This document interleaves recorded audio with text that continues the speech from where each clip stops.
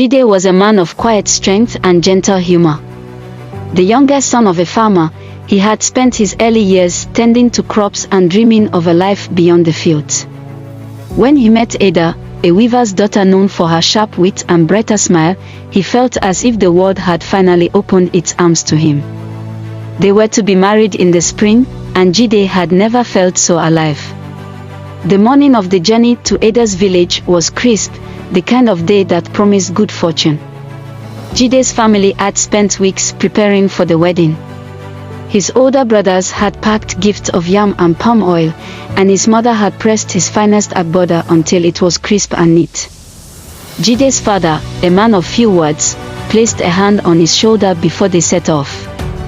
"Go and bring her home," he said with a rare smile. Jide smiled back, heart pounding with excitement. The journey was long, requiring them to traverse narrow paths, cross shallow streams, and pass through the dense bush that lay between the two villages. As they traveled, Jide and his friends, who had accompanied him for support, laughed and teased one another, the joyous occasion ahead lifting their spirits. But as the sun began to set and the air cooled, they encountered something they hadn't expected, a group of desperate men, wielding crude weapons and blocking their path. Bandits. Jide's laughter froze in his throat. He stepped forward instinctively, trying to shield his companions. "Please, we carry nothing of value," he said, his voice steady despite the fear clawing at his chest. The bandits didn't listen. They surged forward, and chaos erupted. The sound of shouts, the clash of fists, and the rustle of disturbed leaves filled the air. In the struggle, Jide felt a sharp, searing pain as one of the men struck him across the face with the flat of a blade. The world went black. When Jide awoke, the first thing he noticed was the silence. His friends were gone, likely having fled to safety. The second thing he noticed was the absence of light. He blinked once, twice, 3 times, but the darkness persisted. Panic surged through him, and he stumbled to his feet, calling out for help. Hours passed before he was found by a group of hunters who had heard his cries. They carried him back to his village, where a healer confirmed what Jide already feared: his sight was gone, perhaps forever. Life changed quickly after that. The wedding was postponed, though Ada visited him every day, her voice soothing him even as his world remained shrouded in darkness. Jide struggled to adjust. Simple tasks like walking around his home or finding his seat at the family table became mountains to climb. He hated the helplessness, the way people treated him as if he were fragile. One evening, as he sat outside feeling the cool night air on his face, Ada joined him. She took his hand in hers, her fingers soft but firm. "You're still the man I chose," she said, her voice steady. "Blind or not, you're mine." Her words were like a balm to his wounded spirit. The wedding finally took place in Jide's village. Though he couldn't see her, Ada described her attire to him in great detail: the intricately woven lace, the beads in her hair, the gold bangles that jingled with every movement. His brothers described the decorations, the elders' robes, and the feast spread out under the baobab tree. But it was Ada's voice, steady and filled with love as she recited her vows, that Jide would remember most. Over time, Jide learned to navigate the world in new ways. His sense of hearing became sharper, and he could identify his family members by their footsteps or the sound of their laughter. He took up weaving, something Ada patiently taught him, and together they created beautiful fabrics that were sought after in nearby villages. He also became a storyteller, using his rich voice and vivid imagination to captivate children and adults alike. He told tales of brave warriors, clever animals, and the magic of resilience. His blindness, though a source of sorrow, became a part of his identity, a testament to the strength that lay within him. And in the quiet moments, when the house was still and Ada's hand was in his, Jide would smile. Though he lived in darkness, his world was filled with light, her light. Jide's reputation as a storyteller grew with time. People from neighboring villages would travel for hours just to sit under the large iroko tree by his compound and listen to his tales. Children sat cross-legged on the ground, eyes wide with wonder, while elders nodded thoughtfully, appreciating the wisdom in his stories. Though he spoke of distant lands and ancient heroes, Jide's favorite story was the one he lived, the story of how love and courage helped him rebuild his life. One afternoon, several years after Jide lost his sight, a traveling merchant arrived in the village. The man sold rare herbs, spices, and remedies he had collected from far-off lands. When he heard about Jide's blindness, he approached the family and offered a tincture, claiming it might restore his vision. Jide felt a flicker of hope but quickly pushed it aside. He had made peace with his blindness long ago. Ada, however, was less reserved. She insisted they try it, her voice trembling with a mixture of hope and desperation. "Even if it's a small chance, let's take it," she pleaded. Jide agreed, not because he believed the merchant, but because he didn't want to extinguish Ada's hope. For weeks, Ada prepared the concoction as instructed, applying it to Jide's eyes every night. He endured the bitter stinging and the strong, herbal smell, all for her. But as the days turned into weeks, it became clear that nothing was changing. His world remained dark. One evening, as Ada gently wiped his face after another treatment, Jide reached out and held her hand. "Stop," he said softly. "I don't need my eyes to see the beauty of my life. I don't need sight to know your heart. You've been my light since the day I met you, and no tincture can compare to that." Tears filled Ada's eyes, but she smiled. She wrapped her arms around him, holding him close. Jide's life continued to blossom despite his blindness. He and Ada built a home filled with laughter, warmth, and children. Their firstborn, a boy named Obi, was quick-witted like his mother and kind-hearted like his father. He became Jide's guide, taking him to the markets and helping him weave. Their second child, Neka, inherited her father's love for stories. She would sit beside him, listening intently to his tales, before eventually crafting her own. By the time she was 10, she was already enchanting the village with her storytelling, much like her father. As the years passed, Jide's resilience and joy became a source of inspiration for everyone who met him. He taught the villagers that strength wasn't about what you could see or do, it was about how you chose to live. Even in his old age, when his hands were too frail to weave and his voice softened with time, Jide remained a central figure in the village. His children and grandchildren gathered around him, eager to hear his stories, many of which now carried the wisdom of a long, fulfilling life. On a cool, quiet evening, Jide passed away peacefully in his sleep, his hand resting in Ada's as it always had. The entire village mourned his loss, but his legacy lived on in every story told under the iroko tree, in every woven fabric Ada taught the younger generation to create, and in the hearts of everyone who had been touched by his light. To this day, travelers passing through the village hear of Jide's story. They hear how a man who lost his sight found a way to see deeper into the world than most ever could. And as they leave, they take a piece of his story with them, carrying the lesson that even in darkness, there can be light. Years after Jide's passing, the village still spoke his name with reverence. His home, now tended by Ada, their children, and grandchildren, had become a gathering place for those seeking wisdom or solace. The stories he left behind were not just tales, they were a way of life, a blueprint for resilience, love, and hope. One rainy evening, Obi, now a grown man with children of his own, sat under the iroko tree with his son, Chike. The boy was curious and full of questions, much like Jide had been in his youth. As thunder roared in the distance, Chike tugged at his father's sleeve. "Papa," he asked, "was grandfather ever sad because he couldn't see?" Obi smiled, the same gentle smile his father had worn countless times.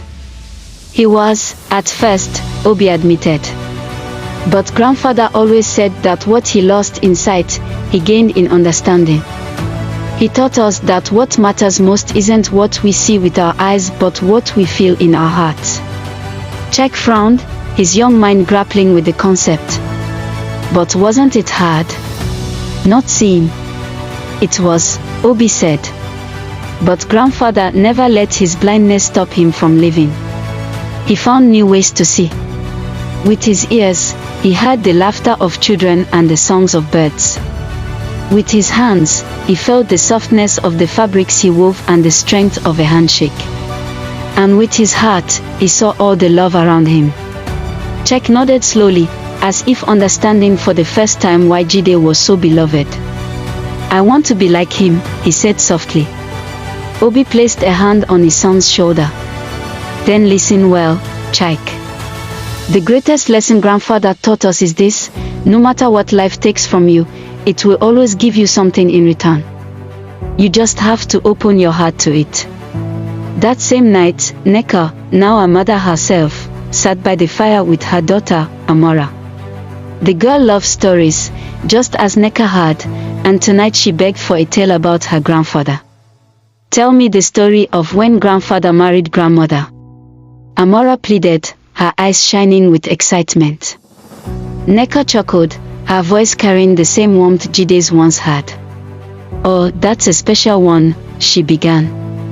Did you know your grandfather walked through the bush for 2 days just to marry grandmother? He faced bandits and lost his sight, but even then, he didn't give up. Because he knew that love, true love, was worth any sacrifice. Amora's eyes widened. Grandfather was brave, she whispered. Yes, he was, Neka said. But do you know what made him truly special? What? Amora asked eagerly. He never let what happened to him make him bitter, Neka said. Instead, he turned his pain into something beautiful. He taught us all how to be strong, how to love, and how to see the world in ways that go beyond what our eyes can show us. Amora sat in thoughtful silence, the firelight dancing in her eyes. Then, with a small smile, she said, when I grow up, I want to tell stories just like grandfather. Neka smiled, pulling her daughter close. Then start now, my little storyteller. Grandfather would have loved to hear your voice. As the years turned to decades, Jide's legacy continued to shape the lives of his family and the village. His children and grandchildren carried his lessons with them, spreading his wisdom to far-off places. The iroko tree, once a silent witness to his tales, became a sacred spot where people came to reflect, to dream, and to remember the blind man who had taught them all to see. And though Jide was no longer there in body, his spirit lingered in the wind that rustled the leaves, in the laughter of children, and in the stories that never stopped being told. For in those stories, he lived on, eternal, unbroken, and forever loved. Years passed, and the world changed, but the spirit of Jide's teachings remained woven into the fabric of the village's identity. The small settlement grew into a bustling community, and the stories of the blind storyteller became part of its oral history. Children learned about Jide in school, his life a symbol of perseverance and love. The iroko tree, once a gathering place for his tales, became a landmark of wisdom and reflection. One day, Chike, now an elder himself, sat under the same iroko tree with his grandchildren. His grey hair framed a face lined with years of laughter and experience. The children had just finished their chores and gathered around him, their eager eyes mirroring the same curiosity he once carried. Grandfather, one of them said, why do people still come to this tree? Chike looked up at the towering branches above, their green leaves swaying gently in the breeze. He smiled. Because this is where your great-grandfather taught us the most important lessons about life, he began. This tree holds more than shade, it holds memories, strength, and the stories that make us who we are. The children sat in silence for a moment, the weight of his words settling in. Then the youngest, a girl named Ifenanya, spoke up. Can you tell us one of his stories? Chike nodded, his voice soft yet firm as he began. Your great-grandfather wasn't born blind, you know. He could see the world as clearly as you do now. But one day, on his way to marry your great-grandmother, something happened that changed his life forever. And so, Chakri told the story of Jide's journey, his courage, his loss, and his ultimate triumph in finding light in the darkest of places. He painted vivid pictures of Jide's laughter, Ada's unwavering love, and the resilience that defined their family. The children listened with wide eyes, their imaginations filling with images of a man who had lived so fully despite what he had lost. As the years continued, the family grew larger, spreading across the land. Yet no matter how far they went, they always returned to the village, to the iroko tree, and to the stories of Jide. His descendants became weavers, storytellers, teachers, and leaders, each carrying a part of his legacy into the world. One of Jide's great-great-grandchildren, Amoka, became a renowned writer. She compiled the family's history and Jide's story into a book titled The Blind Weaver's Light. The book was celebrated far and wide, touching the hearts of people who had never met Jide but felt his wisdom through Amoka's words.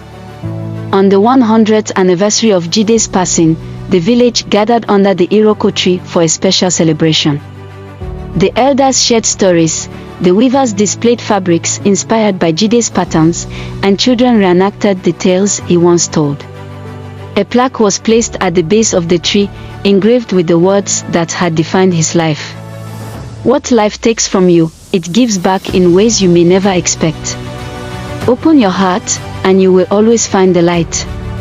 As the sun set that evening, casting its golden light over the village, the family stood together, gazing at the tree that had been a silent witness to generations of love, resilience, and hope.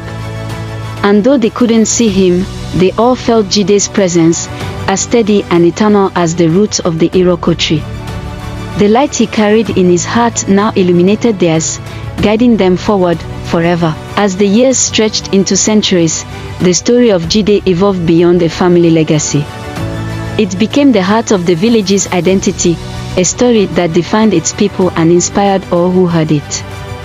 The village, once a small, humble settlement, had grown into a bustling town, yet it never forgot its roots. The iroko tree, now massive and ancient, stood at the center of the town square, a living monument to Jide's enduring wisdom. Generations later, a descendant named Kin, a quiet and thoughtful boy, sat under the iroko tree. Though the family's legacy was celebrated by all, Kin often felt overshadowed by it. He wasn't a storyteller like his ancestors, nor was he particularly skilled at weaving. His siblings and cousins seemed to carry Jide's spirit effortlessly, but Kin felt lost, unsure of where he fit in. One afternoon, he found himself alone under the tree, tracing the engraved words on the plaque with his fingers. He closed his eyes and let the words settle in his mind. What life takes from you, it gives back in ways you may never expect. Open your heart, and you will always find the light. What does that mean for me? Kin whispered into the quiet air, his voice tinged with frustration. What light am I supposed to find? As if in answer, a breeze rustled the leaves above, and for a moment, Kin felt an inexplicable sense of calm. He opened his eyes and noticed an elderly man sitting a few feet away, leaning on a walking stick. Kin hadn't heard him approach. "Lost, are you?" the man asked, his voice warm but knowing. Kin nodded hesitantly. "I feel like I'm supposed to be something. Like my family. But I don't know what." The man chuckled softly, tapping his stick on the ground. "Do you know what made Jide great?" Kin tilted his head, surprised by the question. "He was brave. He didn't give up when he lost his sight. He saw the world differently." The man smiled. "Yes, but more than that, he accepted who he was. He didn't try to be anything other than Jide. That was his light." Kin frowned. "But what if I don't have that? What if there's no light in me?" The man's smile widened, his eyes crinkling with gentle amusement. "The light is already there, boy. You just need to stop looking so hard for it. It will find you when you're ready." Kin stared at the man, his words sinking deep into his heart. But before he could respond, a group of children ran up to the tree, their laughter echoing through the square. When Kin turned back, the man was gone, leaving only a faint imprint in the dirt where he had sat. In the days that followed, Kin couldn't stop thinking about the encounter. Slowly, he began to let go of the pressure he had placed on himself. He stopped trying to mimic his ancestors and instead focused on the things that brought him quiet joy, sketching the world around him, writing his thoughts in a journal, and helping his neighbors with small tasks. To his surprise, people began to notice. His sketches, filled with details only someone with great patience and care could capture, were admired by many. His journal entries, shared hesitantly at first, resonated deeply with those who read them.